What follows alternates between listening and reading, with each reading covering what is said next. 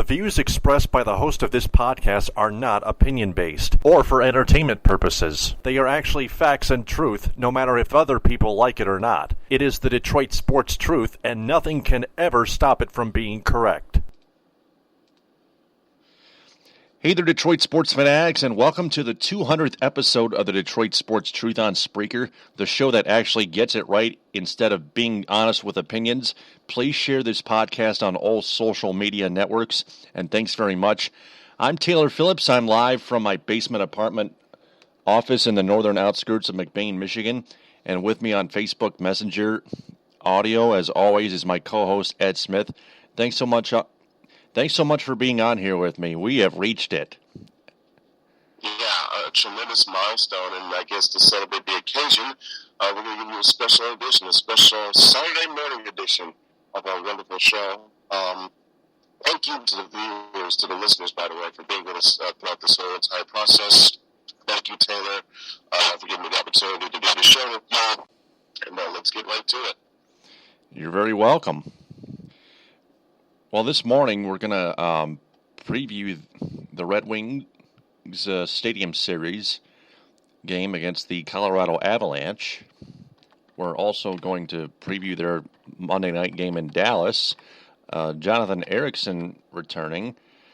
Also mention what's going on around the NHL in terms of trades.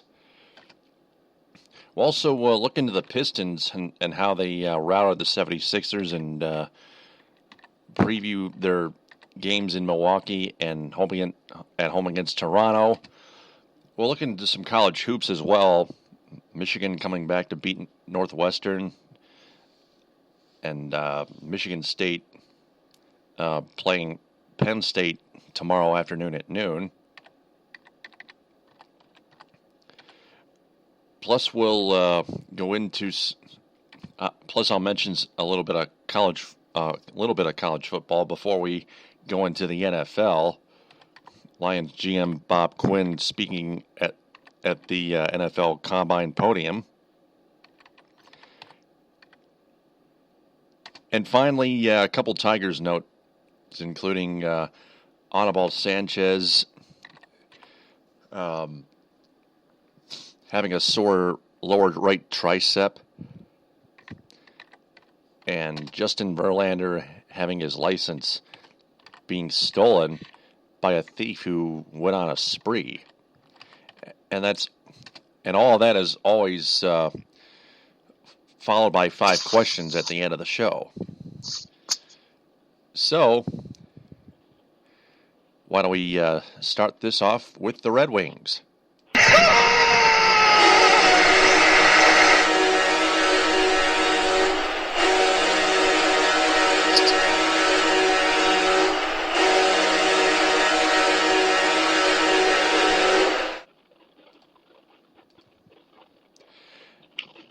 Well, the Red Wings are playing the Colorado Avalanche Saturday at 8 on NBC at Coors Field inside Stadium Series. In the Stadium Series game. That would be one of them. And I have a preview from it from NHL.com.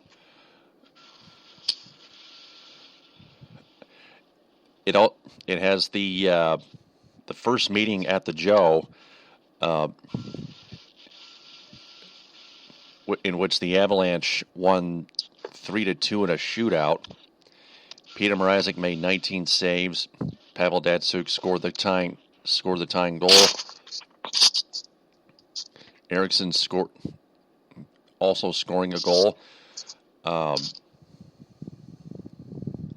The Wings are coming off a 14-10-5 record on the road, but they are 0-4-2 in their past 6 games away from Detroit. So it's a 6-game road losing streak. They are coming off a 2-1 shootout win over the Columbus Blue Jackets. Peter Mrazek will start again. Jonathan Ericsson is Jonathan Ericsson says he's ready to return after missing 5 games with a lower body injury. Mrazek is 1-0-2 lifetime against the Avs. Colorado has won 4 of its past 5 games and has the second wild card into the Stanley Cup playoffs from the Western Conference. It's the first outdoor game for those guys.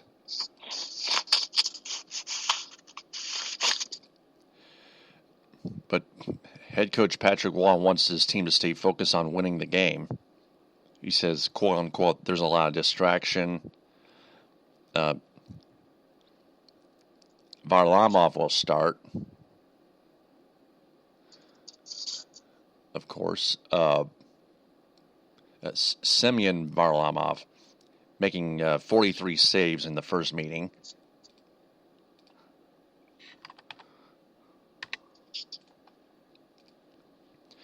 He has a 2-5-1 career record against the Red Wings, but he made 43 saves. Jerome McGinley right now has 3 goals and 3 assists during a 5-game scoring streak. And he has 607 NHL career goals. He is one behind Dino Ciccarelli, a former Red Wing, for 17th place on the all-time list.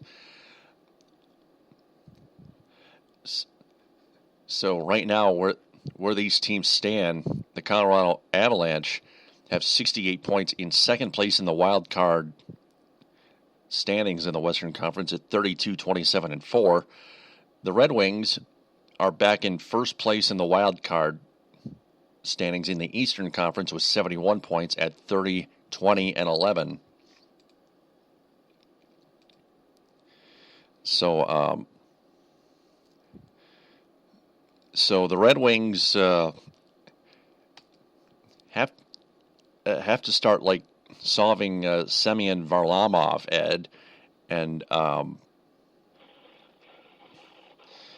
they gotta get more pucks in the net. Quite an interesting thing to see how they game plan around Varlamov this time around. Will they be firing more shots at the net like they did last time, or would it be taking their time now, picking and choosing their spots, looking for more quality shots instead of quantity? I understand, sometimes you like to use the quantity option because you try to put as much pressure as you can on the goaltender in the hopes that he might slip up. But where there's a case that there's just he won't slip up, in some instances like Varlamov did in the last outing. So you got to game plan things differently. Maybe you have to have guys around available for rebound opportunities, or like I said, pick and choose your spots. Got to use a lot of good passing to set up some good shots. Those type of things factor into something like this. It's going to be interesting to see which Peter Mrazek we'll be seeing. We'll be seeing the one that regained his form against the Blue Jackets, or we're going to be seeing the one that looked quite dreary in his past couple outings, giving up 5 goals in each outing. It's going to be a nice, intriguing game to see from the national spotlight. It's an outdoor game at Coors Light at the stadium. Red Wings are no strangers to these type of games. Remember, they did host the Winter Classic back in 2014 at the Big House in Ann Arbor against the Toronto Maple Leafs. Unfortunately, they lost that one in the shootout. But so again, it's a nice exposure to this for the national audience to see, our beloved hometown Wings. But when it comes down to business, they got to get a win here because now, like you said, they've lost 6 games in a row on the road at least. They avoided a 5-game losing streak when they barely got the win at home against Columbus. So again, you're on a 1-2-2 stretch in your past 5 games, and now you're back in the wild card spot in the Eastern Conference. So you got to go out there and take care of some business, which means not only is you're gonna have to hopefully see offense step guys like Dylan Larkin, Anthony Athanasiou, among others, maybe a vintage goal from a Zetterberg or a Datsyuk, but also you got to see your defense help out your goaltender here, as well as your goaltender in and of itself perform better. It'd be interesting to see how, like I said, we see a different Varlamov here, because in his past 7 starts, even though he had a great game against the Wings last time, his past 7 starts, he's 3-4-0, giving up with a goals against average of 3.32. But who knows, since he's facing Detroit, like you said, that might change a little bit. But we shall see. We definitely shall see.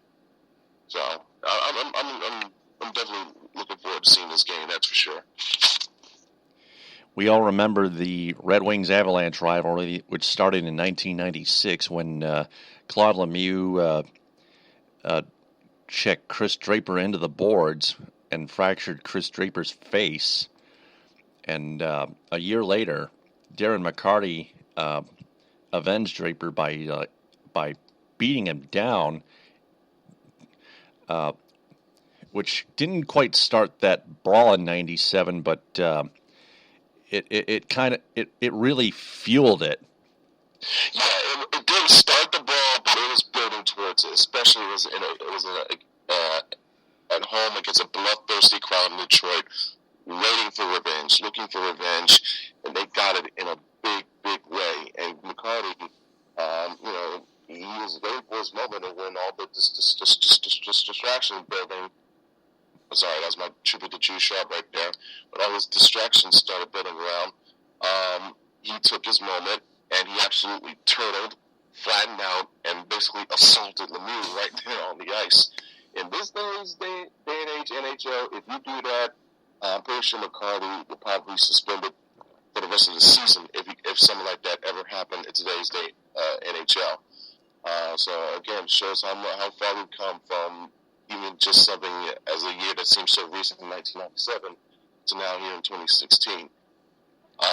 Also, a quick footnote here: the person that did the home play-by-play games for the Red Wings around that time in '97. When I guess on certain occasions when Ken Daniels wasn't available, it was future UFC play-by-play man Mike Goldberg. So yep. I guess you could say he got his own experience with the fight game back before he signed with the big leagues. So interesting thing to note there. But it really was it took a simple personal thing with McCarty getting revenge for Draper's hit and made it into a big rivalry that we have nostalgic feelings about every once in a while. So it's cooled down, especially since 2002. It was replaced in 2008. They had a playoff series which was really not competitive at all. Red Wings winning that one easily. But we're starting to see some Red back then. We see an Avalanche team trying to get back to the playoffs. They got Patrick Roy as their head coach now. We've got a Red Wings team that they're trying to make their own transition, essentially, from the old guard to the new stars. So I wouldn't mind seeing a return to form a little bit for this rivalry again. And for those of you that want to Google that brawl, go ahead. Red Wings Avalanche 1997 brawl. Pretty simple. So, looking at what's around the NHL, the Winnipeg Jets have traded captain Andrew Ladd to the defending Stanley Cup champion Chicago Blackhawks, who later acquired forward Thomas Fleischmann and Dale Weiss from the Montreal Canadiens, WIESE, for Philip Dano and a 2018 second-round draft pick. And the Blackhawks also acquired Christian Ehrhoff from the Los Angeles Kings for Rob Scuderi. Also, the Edmonton Oilers have traded their goaltender Anders Nilsson to the St. Louis Blues for a mid-round draft pick.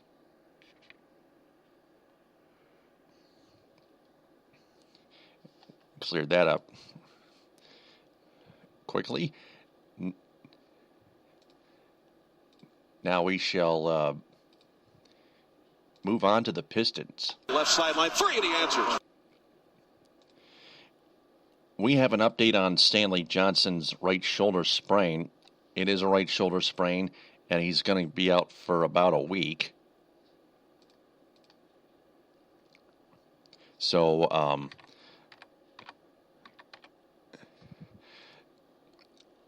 Ed, with a right shoulder sprain,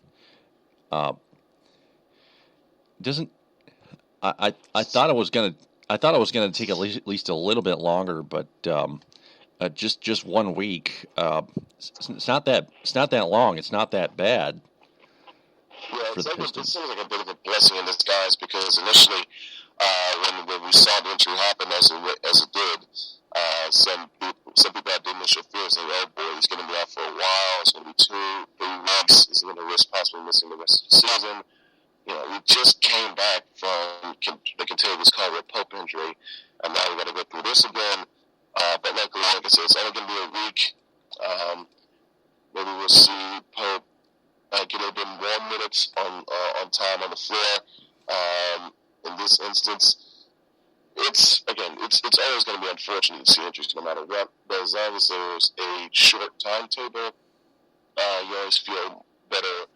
I guess you could call it the bitter pill to swallow, but it's better after digestion, so to speak. So, Stanley, I just hope he gets well, take his time with that, and, again, we can't afford any more of these because, like I said, we're getting closer and closer to the home stretch of this regular season, so we're going to need all of our guys as quickly as possible, as much as we can. Plus, the Pistons have signed D-League Grand Rapids Drive forward Justin Harper to a 10-day contract.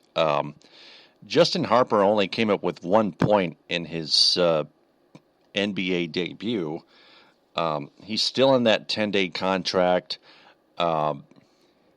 It's still a wait-and-see approach, game by game. The Pistons have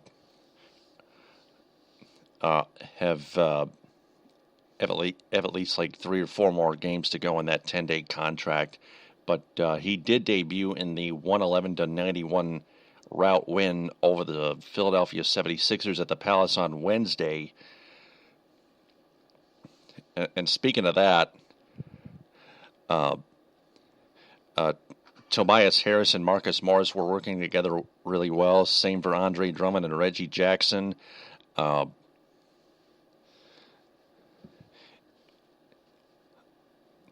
The Pistons just didn't let up. They led by as many as 29 in that game. They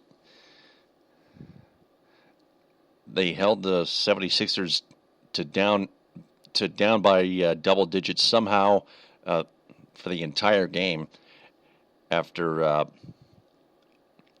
falling behind 3-0 early in the first early to start the game. And this was supposed to happen to the Philadelphia 76ers. The first 2 meetings were close. Pistons won them both, but the third sure definitely was a rout. The Pistons took care of business there. Yeah, this is something that we've been waiting to see for the past 2 occasions when these 2 teams met up. Because at this point in time, the way the Philadelphia 76ers franchise is currently constructed as is, it's essentially a sanctioned scrimmage game whenever they face off against a legitimate team with capable skills, as we see here with the Pistons. Like you mentioned before, Tobias Harris, he's definitely continuing to prove why fans and some experts were so excited to see this trade come about. Again, another 20-plus point game as well for him. Excuse me for one brief moment here. Apologize for that. It was nice to see guys like, Nick Stauskas back in the state of Michigan in this time with the Wolverines.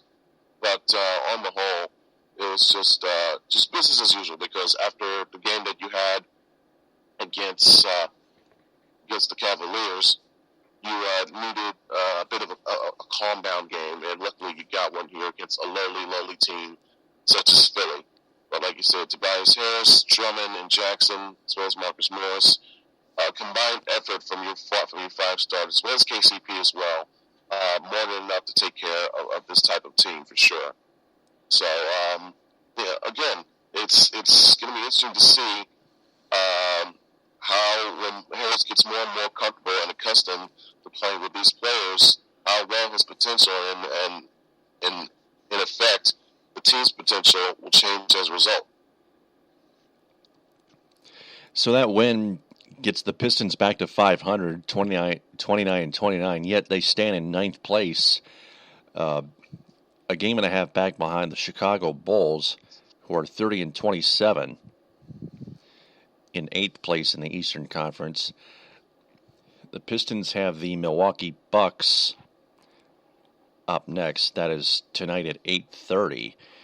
The Bucks are 24-34. The Bucks in their last meeting humiliated the Pistons, and the Pistons are looking for some road court redemption. Well,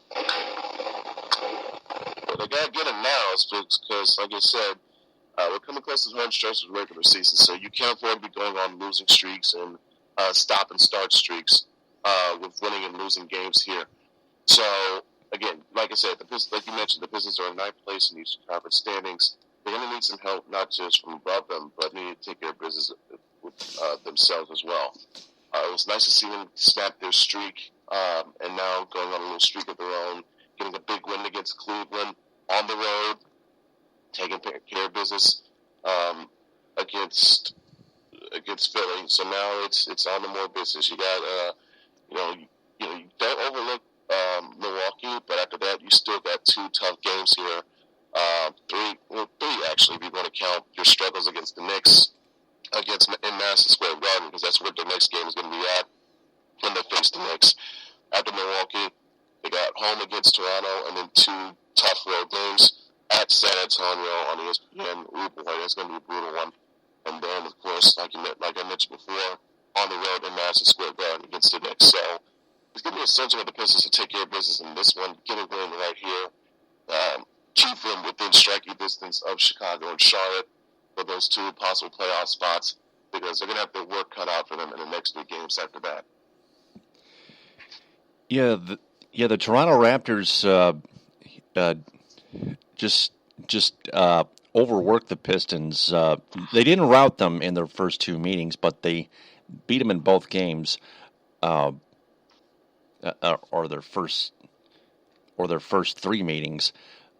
This season, this game against the Toronto Raptors is their final meeting of the season. The Pistons are looking to salvage that season series finale against the Raptors, but they'll have to do it with Tobias Harris, and they'll have to do it without Stanley Johnson, who is still favoring his right shoulder, his sprained right shoulder. But he should be back soon. The Raptors stand in second place in the Eastern Conference at 39-18. The Spurs stand in second place in the Western Conference at 49-9. And then the New York Knicks, 12th place in the East, 25-35. The Bucks, 13th. By the way, about the Philadelphia 76ers, they have lost 7 straight now. They are 8-50 in 15th place and last place in the Eastern Conference. Playing their way towards another lottery pick. Yep. So going around the NBA, the Brooklyn Nets have waived Joe Johnson, and he signed a 7-year deal with the Miami Heat. He committed to that 7-year deal upon clearing waivers. So with the NBA out of the way, we're going to transition to college basketball now. For 3, yes, sir! The Michigan Wolverines came back from down 10-0 to start the game and beat the Northwestern Wildcats 72-63 at Chrysler Center. That start looked very ugly. They were down 8-0 going into the first time out of the game, and Wolverines fans were restless, and I mean restless, before the Maize and Blue finally got on the board, and they started to come back to cut the deficit all the way down to 2, trailing 19-17. They trailed by about 2 or 3 at halftime, finishing the half strong, and then the second half was also a struggle as well. But the Wolverines managed to pull ahead, and and then they managed to pull away in the end and win by 9. Yeah, like you mentioned before, Taylor, it was a tough game for the fans because they already going through a winter storm trying to just get into the arena. So seeing the team start like that, it was just not the prettiest things, especially after coming to back-to-back losses. One of them was close, but then the other was not so close. So Coach Beeline rarely, if ever, talks about the NCAA tournament. But right before this one, he made a note to say that the team played his game like a tournament bid was on the line. Well, they started, it looked like they were ready for the NIT, essentially. But they got their stuff together, especially in that second half. Took things over, even though they had another not-so-good night shooting from the three-point line. They had some sparks, some bright spots, whether it be Aubrey Dawkins, Duncan Robinson as well. They went on their own run as well, having a 10-2 run at some point. Excuse me, I'm thinking about Northwestern's run, 10-2 run. But, it's like things were falling right in Northwestern's plan. They were taking away the three-point shot from Michigan, establishing some good prominence, good presence in the paint. But Michigan was able to turn the tides around, turn the table, so to speak, and eventually, on the offensive side of things, go through the penetration route, using their guards, using Muhammad Ali Abdul-Rahman. He had finished with 19 points. Derek Walton Jr., he had 16. It was, again, thanks to a 13-2 first half run that cut down on that deficit that made it close. It was Rockman who scored 7 points in that run. So, again, bad start aside, excuse me, Michigan was able to turn it around and basically essentially playing with their season on the line, it seemed, made things happen in a big way. So, good perseverance and good strong will by the team in that regard. They still have work to do in regards to trying to shore up a good Big Ten, a national tournament spot. But this is a win that they need to have, and they got it done. So Michigan is at Wisconsin Sunday at 6. Wisconsin is very good at home. They managed to beat the Spartans by 1 point, a game-winning shot. 77-76 was the final score, I believe. That was a few weeks ago, in the midst of a four-game losing streak for MSU, whom we will get to in just a little bit. But Michigan, we expect Michigan to be prepared and play the way they played against the Maryland Terrapins, except they can't turn the ball over. The last time that was a week ago today when they went on the road to tip off with the Terrapins. If Michigan prepares to play the same way and starts limiting the turnovers, we could very well see Michigan stealing one on the road. Yeah, because the way they played against Maryland, it showcased how good they are when they reach their potential, especially when you saw Derek Walton Jr. had 20-plus points in that one. So if you have a similar output in this one, and like you mentioned, Taylor, just limit the turnovers, keep things close. Yeah, it's absolutely a very good possible chance you can win this game, and you need to now because you got 2 games left in this regular season. On the road here against Wisconsin, and then at home next Saturday at 8 o'clock against Iowa, the currently 8th-ranked team in the nation, Iowa Hawkeyes. So it would definitely help things in terms of your bubble chances if you win at least one, if not both of these next 2 games for sure, to solidify your spot in the national tournament, as well as having a good outing in the conference tournament. You can't be a one and done or have an early exit. If you get to the third round or even a semifinal round, as coupled with having a solid finish to your regular season, you're all but might as well be in the tournament. But again, you can't think ahead. You got to take care of the business that matters now. So if you're Michigan, have a good, strong outing in these final two games. Do some good business in the college tournament, and then you'll be in. You'll be in the big dance, which again, I think which would be a mighty improvement considering the disaster that other year of a season that they had last year. That game will be on BTN, and so will Michigan State's home game Sunday at noon against the Penn State Nittany Lions. The Penn State Nittany Lions, according to the standings, I actually don't know what the standings are, but Big Ten. Well, they're not as bad as Rutgers and Minnesota, but they're not as good as, say, Iowa, Maryland, or Indiana. They're middle of the road, essentially. They're slightly behind Michigan, Ohio State, Penn State, and Purdue. But that's just about it. They're neck and neck with the middle of the road teams like Nebraska and Northwestern this year. They're 9-6 in the 6-9 in the conference with a 15-13 record overall. Yep. Yeah.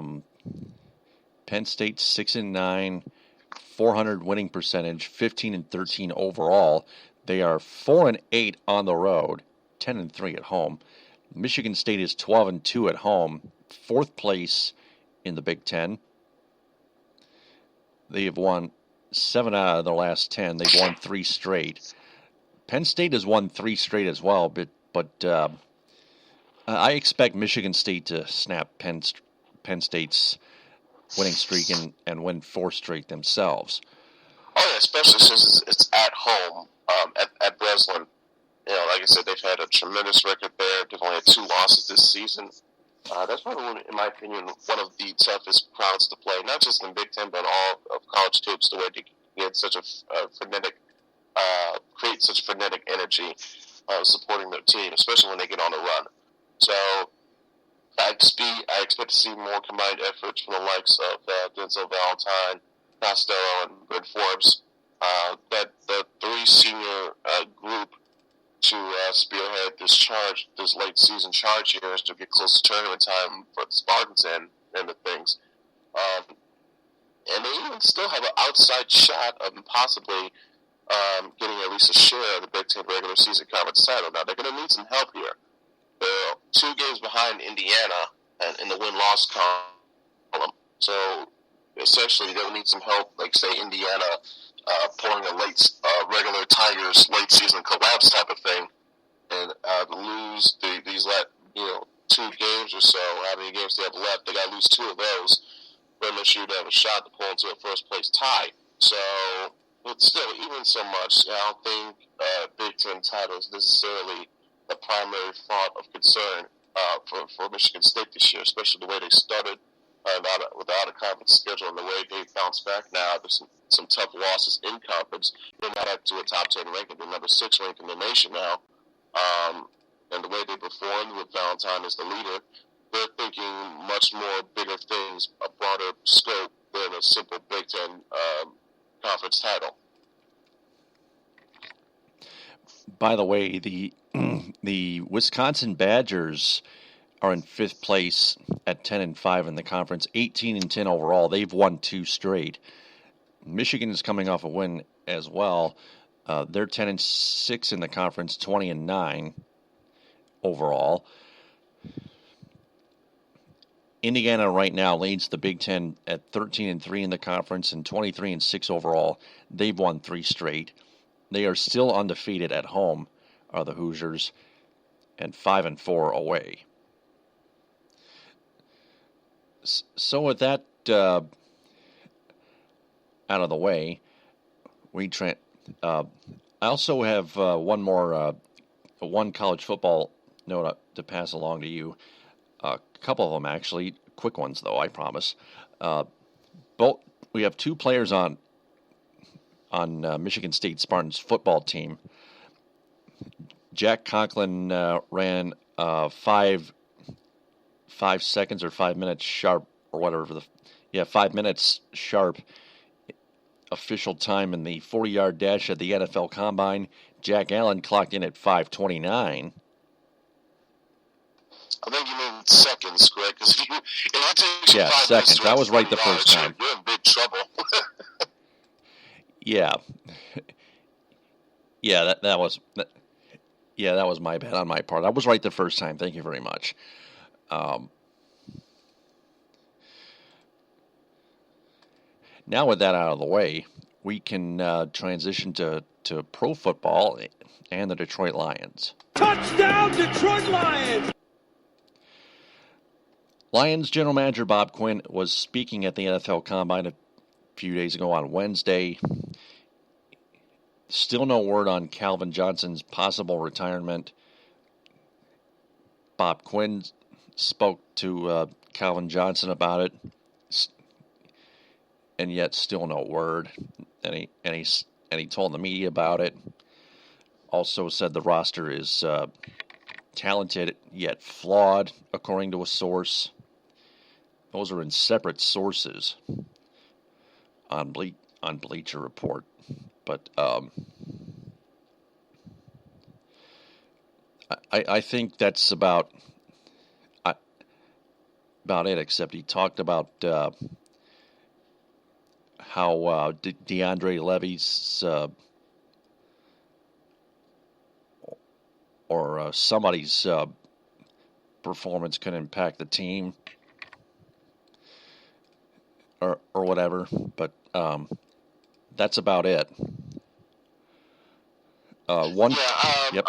I'm sure he made a good point about that, as well as mentioning how potentially Calvin Johnson's retirement, if and when it does happen, and how it could alter how they do things in the off season with free agency, basically.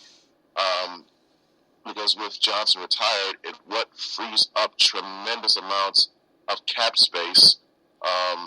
It frees up a lot of money for you to possibly make some moves. But if Calvin does come back, you can just really now focus on fixing some needs, more so with the draft, essentially. Whereas with Johnson retired, you have much money freed up. You can possibly go after a number of a horde of players if you wanted to, if you have the chance or opportunity to do so. Because, like I said, you have right now they have about $33 million in projected cap space. If Calvin Johnson does retire, that's $11 million more. So we're talking $44 million potentially for the Lions can have in cap space.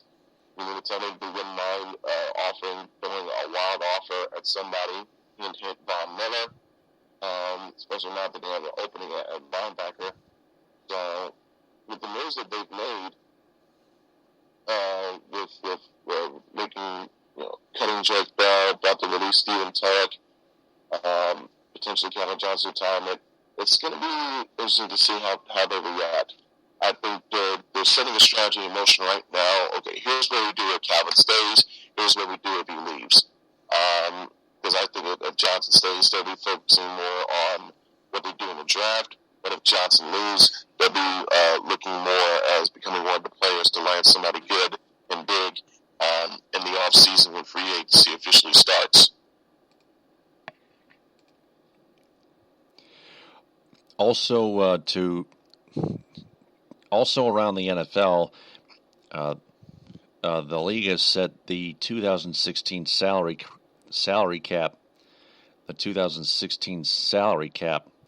at $155.27 million per team. So with that out of the way, let's jump real quick into the Tigers here. That one is long gone.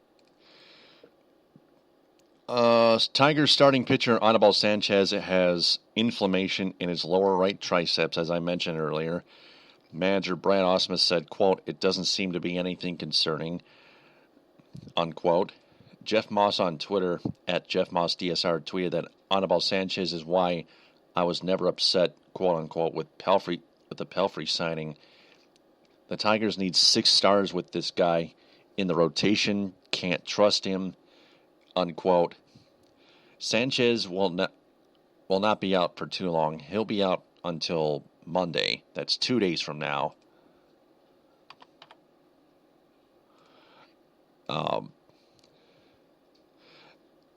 So it won't affect the that soreness. Not so much an injury, but soreness will not affect the starting rotation much, or at all for that matter. But the other note I was going to pass along to you, the audience, is that Justin Verlander had his license stolen, and the thief that stole it went off on a spree yesterday. Anyway, is there any way to resolve that issue, Ed? I mean, you can't just. You can't just ignore it and focus on baseball. It's a very serious issue. Yeah, I mean, we're talking about Verlander here, right? Yeah. Yeah, it's when somebody is a victim of theft, period. It's always just a serious matter. You know how what it can lead to, or how it can be resolved, or whatever the case may be. But it does seem like, let's see, excuse me, the person that they have here, his name is, I think I might call him already, but his name is Tyler Demognan, however you pronounce his last name. He's 23 years old. He's been accused of stealing a car at gunpoint, then crashed it into a fence. He had abandoned another truck, and then which led to him stealing the tags off of Verlander's truck. It was the temporary paper tag, but still a theft nonetheless. But he, I believe he has been caught. His mugshot is up there. You can search for it. I believe his mugshot and everything is up there. Luckily, things didn't get too serious. There wasn't, nobody got hurt or maimed in this incident. And just a wild, crazy off-season thing that you would be expecting to read or see right before the season starts. But hopefully Verlander doesn't let this affect him mentally, and is able to block that out and do as well as he possibly can. Now, Sanchez, Moss did bring up an excellent point with the Pelfrey signing, because like you said, with the inconsistencies of Anibal Sanchez on many instances, but also especially with his health, you need as many reliable backup options as you possibly can. So that's why you saw him go out there and sign Mike Pelfrey. So I'm fine with that instance, because now you're seeing right here with this triceps issue, it's a warning, a precursor as to what might happen, what could happen with Sanchez. He may get hurt yet again in the regular season. So again, you need to pick it right back up from when he gets hurt. That's why you have Mike Pelfrey on board. Yeah, and that's true. How do you spell Tyler's last name? Spell his last name, Taylor? I'm sorry. Yeah, the thief, the 23-year-old Tyler. I think it is D-E-M-A-L-I-G-N-O-N.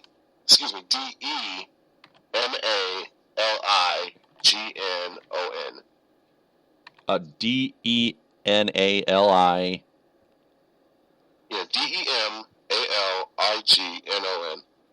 Demognan. Oh, okay. Oh, okay. So Tyler Denalagnan is the wanted man who stole Justin Verlander's license. So I want to type this in my own comments here.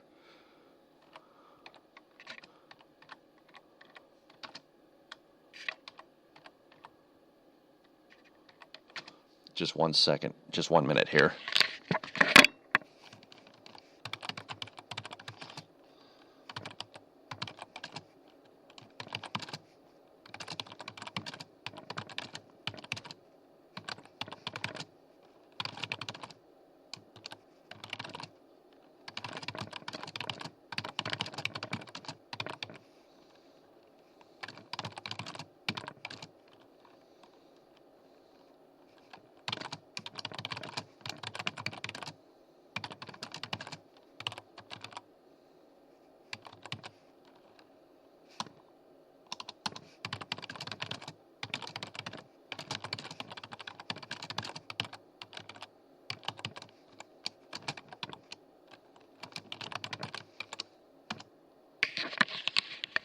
All right, so I commented Tyler Denalagnan is the wanted man who stole Justin Verlander's license. He's 23 years old. If anyone on this earth can help the police find him, please do, so Justin Verlander will have it back, and you'll be rewarded by the police, of course. Smiley face. Thanks. So, with that out of the way, it is time for 5 questions. Let it rip. It's time for 5 questions with Taylor the Gator Phillips. Question number 1. Will the Red Wings get the revenge on the Avalanche at Coors Field? I'll say yes. I think it'll be a close game. It'll be a bit of a high-scoring affair, but I see the Red Wings winning by a score of 4-3. That game again is Saturday. That is tonight at 8 on NBC, National Broadcast Television. Next question. Question number 2. How much will Justin Harper make a difference in every game he plays for the Pistons in his 10-day contract? I would say a big factor because, again, they just need someone at depth. They need that depth at forward, especially now with the trade with involving Naviunis. So, not too big of a factor because you're seeing how well Tobias Harris is playing so far. So, again, we're going to see how they get some minutes, but I don't see him being a big contributing factor off the bench per se. So, I say his impact will be minimal. All right. Next question. Question number 3. When will Calvin Johnson make his decision on whether to retire or not? I think Calvin's going to make his decision before the draft. And before the draft, I would say, let's see, because free agency starts in March, right? Yep. What date specifically in March? Oh, the draft? No, the draft. I know the draft's in April or May. Usually in April, but free agency starts sometime in March. I just don't know what time. Well, okay, what I say is, if not right before, then soon after free agency period starts. But we'll know of Calvin Johnson's decision well before the draft. All right. Next question. Question number 4. What should Bob Quinn have said about Lions head coach Jim Caldwell? I think he could have said that I do like the fact that in his first season he took us to the playoffs, but I studied, again, we need to improve better off of that. He did not have a good second season, but he did finish strong. We like to build off of that, see where it goes from there. I think he could have taken that approach while acknowledging the situation that is his head coach. But he didn't. He also would not come off as saying, "Oh, we better do it right this year, otherwise he's going to get fired." Like I would have, because I don't think rationally like that. I think with my emotion, I think off filter. So if I was the GM, I would have said, "Listen, I like the Jim Caldwell first year, but if he doesn't get it right, knowing what he's capable of, get it right this year, he's gone." But yeah, I think Bob Quinn would have taken a different approach, acknowledged success the first year, also acknowledged positives of winning. 6 of the last 8 in the second season. So I think he would have acknowledged more of the positives, especially now since you don't want to piss off the higher brass of the folks that wanted to keep Caldwell. So I think that's the one thing that Quinn probably could have addressed, but it wasn't a make or break type of deal that he didn't acknowledge Caldwell. So next question. And finally, question number 5. Is Mike Pelfrey not as bad as we think? We shall see. Again, there's a reason why the Tigers had signed him. There's a possibility of, hey, we need a backup option concerning our starting rotation, i.e. the health of Adibal Sanchez. It's going to be interesting to see because he did have some crazy-looking ERA numbers from 2013 to last year. But when you get past the ERA, it's really focused more things like his whip, his strikeouts that's not necessarily Stardust, but his whip primarily. It was very bad in 2014. It's gone down. It went down a bit last season, even lower than it was in 2013. But I see him being your middle-of-the-road average fifth starter, essentially. If you could be slightly better than what Brad Penny was, I'll hold you to it. That's all I can say about that. Yeah, that's a good point. So for all the listeners and fans out there, if you want to answer those questions, just replay the episode and answer them in the comment bank below this episode. Otherwise, you can comment right now. So that wraps up the 200th episode of the Detroit Sports Truth. Ed, thanks so much for your help throughout all those 200 episodes, especially this one. I'll talk to you Tuesday at 12:30 for episode 200. For 201. Yep, willing and able. If I'm willing and able, I'll definitely see it. And thank you again, Taylor. Everybody listening, thank you for being along with the ride, and enjoy the rest of your day. Enjoy your weekend, and I'll see you all on Tuesday. All right. And for Ed Smith, I'm Taylor Phillips. If there's anything you fans want more of or less of on our podcast, please let us know. I'd like to thank all the listeners for listening to all of our 200 episodes out there. Bon appetit. We'll see you Tuesday for episode 201. TTFN, ta-ta for now.